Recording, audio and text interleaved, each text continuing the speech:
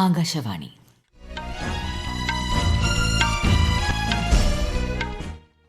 നമസ്കാരം. വാർത്തകൾ വായിക്കുന്നത് സീന ആന്റണി.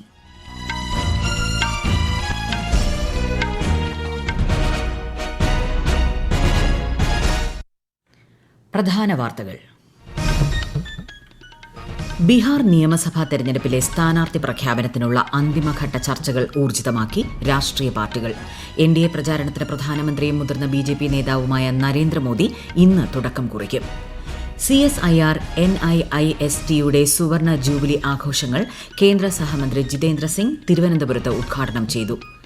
ദേശീയ തലസ്ഥാന മേഖലയിലെ ദീപാവലി ആഘോഷങ്ങളിൽ ഹരിത പടക്കങ്ങളുടെ ഉപയോഗത്തിന് അനുമതി നൽകി സുപ്രീം കോടതി. റെയിൽവേ ആധുനികവൽക്കരണത്തിന് കേന്ദ്ര സർക്കാർ കഴിഞ്ഞ 11 വർഷത്തിനിടെ വളരെയേറെ പ്രാധാന്യം നൽകിയതായി കേന്ദ്രമന്ത്രി അശ്വിനി വൈഷ്ണവ്. ഐക്യരാഷ്ട്രസഭയുടെ മനുഷ്യാവകാശ കൌൺസിലിലേക്ക് 7ാം തവണയും തെരഞ്ഞെടുക്കപ്പെട്ട് ഇന്ത്യ. രഞ്ജി ട്രോഫി ടെസ്റ്റ് ക്രിക്കറ്റിൽ കേരളം മഹാരാഷ്ട്രയെ നേരിടുന്നു. വാർത്തകൾ വിശദമായി. ബീഹാർ നിയമസഭാ തെരഞ്ഞെടുപ്പിലെ സ്ഥാനാർത്ഥി പ്രഖ്യാപനത്തിനുള്ള അന്തിമഘട്ട ചർച്ചകൾ ഊർജിതമാക്കി മുന്നണികൾ. 71 സ്ഥാനാർത്ഥികളുടെ ആദ്യ പട്ടിക ബിജെപി ഇന്നലെ പുറത്തിറക്കി. എൻഡിഎയുടെ തെരഞ്ഞെടുപ്പ് പ്രചാരണത്തിന് പ്രധാനമന്ത്രിയും മുതിർന്ന ബിജെപി നേതാവുമായ നരേന്ദ്രമോദി ഇന്ന് തുടക്കം കുറിക്കും. പാർട്ടിയുടെ ബൂത്തുതല പ്രവർത്തകരുമായി അദ്ദേഹം സംവദിക്കും. മഹാസഖ്യത്തിന്റെ സ്ഥാനാർത്ഥി നിർണയ ചർച്ചകൾ ഇന്ന് പൂർത്തിയായേക്കും. സീറ്റ് വിഭജനത്തിൽ ഏകദേശ ധാരണ കൈവന്നതായി കോൺഗ്രസ് വ്യക്തമാക്കി. 40 സ്ഥാനാർത്ഥികളുടെ പട്ടിക BSPയും 6 സ്ഥാനാർത്ഥികളുടെ പേരുകൾ CPIയും പ്രഖ്യാപിച്ചു. 243 അംഗ ബീഹാർ നിയമസഭയിലേക്ക് 2 ഘട്ടങ്ങളിലായി അടുത്ത മാസം 6-നും 11-നുമാണ് വോട്ടെടുപ്പ്. 14-നാണ് വോട്ടെണ്ണൽ. പ്രധാനമന്ത്രി നരേന്ദ്രമോദി നാളെ ആന്ധ്രാപ്രദേശ് സന്ദർശിക്കും. കർണൂലിൽ 13,430 കോടി രൂപയുടെ വികസന പദ്ധതികൾ അദ്ദേഹം രാജ്യത്തിന് സമർപ്പിക്കും. റോഡ്, റെയിൽവേ, ഊർജ്ജ വിതരണം, വ്യവസായം, പ്രതിരോധ നിർമ്മാണം തുടങ്ങിയ മേഖലകളിലെ വികസന പദ്ധതികൾക്കാണ് പ്രധാനമന്ത്രി തുടക്കം കുറിക്കുക. ശ്രീശൈലത്തെ ശ്രീ ബ്രഹ്മരാംബ മല്ലികാർജ്ജുന സ്വാമി ദേവസ്ഥാനത്തും അദ്ദേഹം ദർശനം നടത്തും. ഇന്ത്യയുടെ സമ്പദ്വ്യവസ്ഥയുടെ ചാലക ശക്തിയാകാനുള്ള ശേഷി CSIR NIISTക്ക് ഉണ്ടെന്ന് കേന്ദ്ര സഹമന്ത്രി ജിതേന്ദ്ര സിംഗ്. കേരളത്തെ ഇന്ത്യയുടെ ഭാവി സാമ്പത്തിക കുതിപ്പിന് നേതൃത്വം നൽകുന്ന നാടാക്കി മാറ്റുമെന്ന് ഈ സ്ഥാപനം വാഗ്ദാനം നൽകുന്നതായും അദ്ദേഹം പറഞ്ഞു.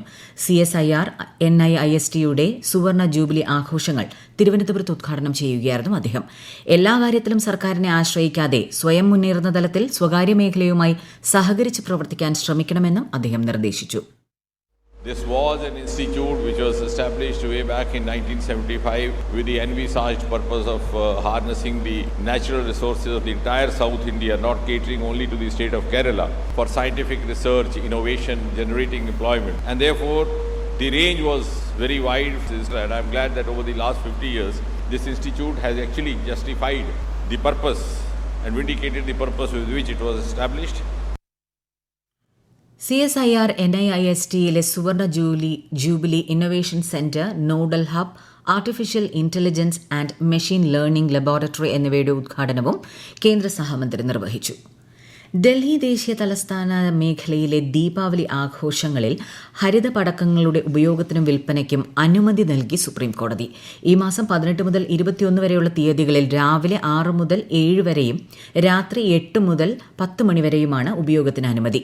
ആഘോഷ കാലയളവിലെ മലിനീകരണ തോത് നിരീക്ഷിക്കാൻ ദേശീയ മലിനീകരണ നിയന്ത്രണ ബോർഡിന് കോടതി നിർദ്ദേശം നൽകി.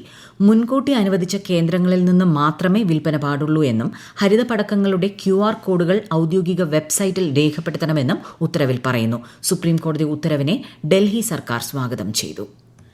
കേന്ദ്ര സർക്കാർ കഴിഞ്ഞ 11 വർഷത്തിനിടെ റെയിൽവേ ആധുനികവൽക്കരണത്തിന് വളരെയേറെ പ്രാധാന്യം നൽകിയതായി കേന്ദ്രമന്ത്രി അശ്വിനി വൈഷ്ണവ്.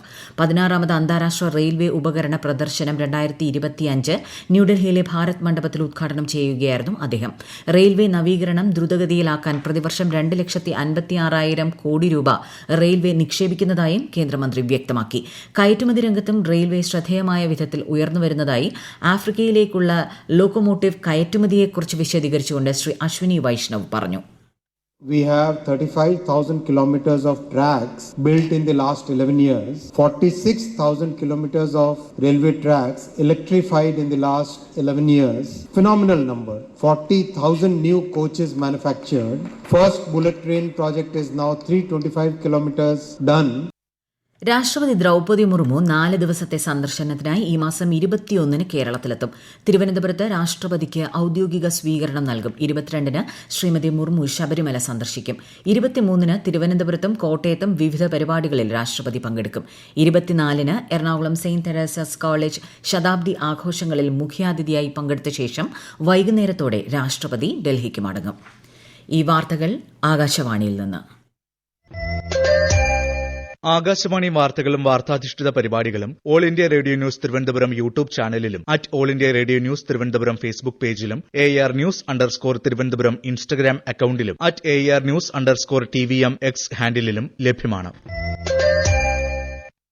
വിരമിച്ച സൈനികർക്കും ആശ്രിതർക്കുമുള്ള വിവിധ ധനസഹായങ്ങളിൽ 100% വർധനയ്ക്ക് അനുമതി നൽകി രാജ്യരക്ഷാമന്ത്രി രാജ്നാഥ് സിംഗ്. പെന്യൂഡി ഗ്രാന്റ് 4000-ൽ നിന്നും 8000 രൂപയായി വർദ്ധിപ്പിച്ചു. പെൻഷൻകാരല്ലാത്ത വിഭാഗത്തിലുള്ള വിരമിച്ച സൈനികർക്കും വിധവകൾക്കുമാണ് ഇത് നൽകി വരുന്നത്. വിദ്യാഭ്യാസ ഗ്രാന്റ് 1000-ൽ നിന്നും 2000-ആയും വിവാഹ ഗ്രാന്റ് 50,000-ൽ നിന്നും 1 ലക്ഷമായും ഉയർത്തി. നവംബർ 1 മുതൽ പുതുക്കിയ ആനുകൂല്യം പ്രാബല്യത്തിൽ വരും. മുൻ രാഷ്ട്രപതിയും പ്രശസ്ത ശാസ്ത്രജ്ഞനുമായ ഡോക്ടർ APJ അബ്ദുൽ കലാമിന്റെ ജന്മവാർഷിക ദിനത്തിൽ ശ്രദ്ധാഞ്ജലി അർപ്പിച്ച് ഉപരാഷ്ട്രപതിയും പ്രധാനമന്ത്രിയും ഉൾപ്പെടെയുള്ള പ്രമുഖർ. യുവജനങ്ങളെ പ്രചോദിപ്പിക്കുകയും വലിയ സ്വപ്നങ്ങൾ കാണാൻ അവരെ പ്രേരിപ്പിക്കുകയും ചെയ്ത മഹാനായ വ്യക്തിയായിരുന്നു ഡോക്ടർ APJ അബ്ദുൽ കലാമെന്ന് സാമൂഹ്യ മാധ്യമ സന്ദേശത്തിൽ പ്രധാനമന്ത്രി പറഞ്ഞു. വിജയത്തിന് എളിമയും കഠിനാധ്വാനവും അനിവാര്യമാണെന്ന് അദ്ദേഹത്തിന്റെ ജീവിതം ഓർമ്മിപ്പിക്കുന്നതായും പ്രധാനമന്ത്രി അഭിപ്രായപ്പെട്ടു. कलाम साहब का जीवन इतना व्यापक, विशाल और गहरा रहा है कि उनको याद करने का गर्व होता है. और मुझे विश्वास है कि अब्दुल कलाम जी के आशीर्वाद से उन्होंने हम देशवासियों को जो शिक्षा दीक्षा दी है, हम अवश्य उसको पूरा करने का भरपूर प्रयास करेंगे. കൊച്ചിയിൽ സ്വകാര്യ സ്കൂളിൽ ഹിജാബ് ധരിച്ചെത്തിയ കുട്ടിയെ പുറത്തു നിർത്തിയ സംഭവം ചട്ടവിരുദ്ധമാണെന്ന് DDE റിപ്പോർട്ട് നൽകിയതായി മന്ത്രി വി ശിവൻകുട്ടി. സ്കൂൾ മാനേജ്മെന്റിനോട് ഇത് സംബന്ധിച്ച വിശദീകരണം തേടിയിട്ടുണ്ട്.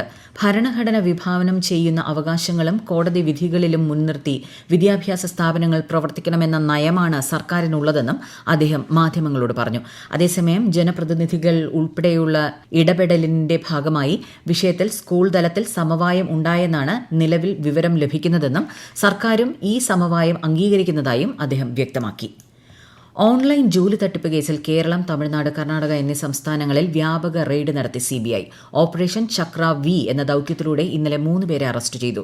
ഓൺലൈൻ തട്ടിപ്പിലൂടെ ആയിരക്കണക്കിന് ആളുകളിൽ നിന്ന് കോടിക്കണക്കിന് രൂപ തട്ടിയെടുത്തതായാണ് പരാതി.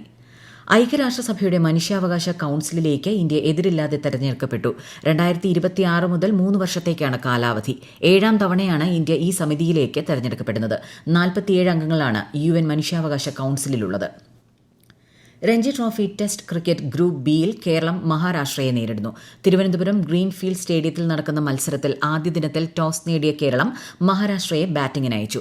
ഉച്ചഭക്ഷണത്തിന് പിരിയുമ്പോൾ മഹാരാഷ്ട്ര 5 വിക്കറ്റ് നഷ്ടത്തിൽ 81 റൺസ് എന്ന നിലയിലാണ്. ഈജിപ്തിലെ കെയ്റോയിൽ നടന്ന പാരാ പവർ ലിഫ്റ്റിംഗ് വേൾഡ് ചാമ്പ്യൻഷിപ്പിൽ ഇന്ത്യയ്ക്ക് വേണ്ടി മലയാളിയായ ജോബി മാത്യു വെങ്കല മെഡൽ നേടി. 65 കിലോഗ്രാം ലെജൻഡ് മാസ്റ്റേഴ്സ് വിഭാഗത്തിലാണ് മെഡൽ നേട്ടം. കേരളത്തിൽ വരും ദിവസങ്ങളിൽ മഴ ശക്തി പ്രാപിക്കും. 8 ജില്ലകളിൽ ഇന്ന് മഞ്ഞ ജാഗ്രതയാണ്. തിരുവനന്തപുരം, കൊല്ലം, പത്തനംതിട്ട, ആലപ്പുഴ, കോട്ടയം, എറണാകുളം, ഇടുക്കി, തൃശൂർ ജില്ലകളിലാണ് മുന്നറിയിപ്പ്. കേരളം, കർണാടക, ലക്ഷദ്വീപ് തീരങ്ങളിൽ ഇന്നു മുതൽ ഈ മാസം 18 വരെ മത്സ്യബന്ധനത്തിന് വിലക്കേർപ്പെടുത്തി.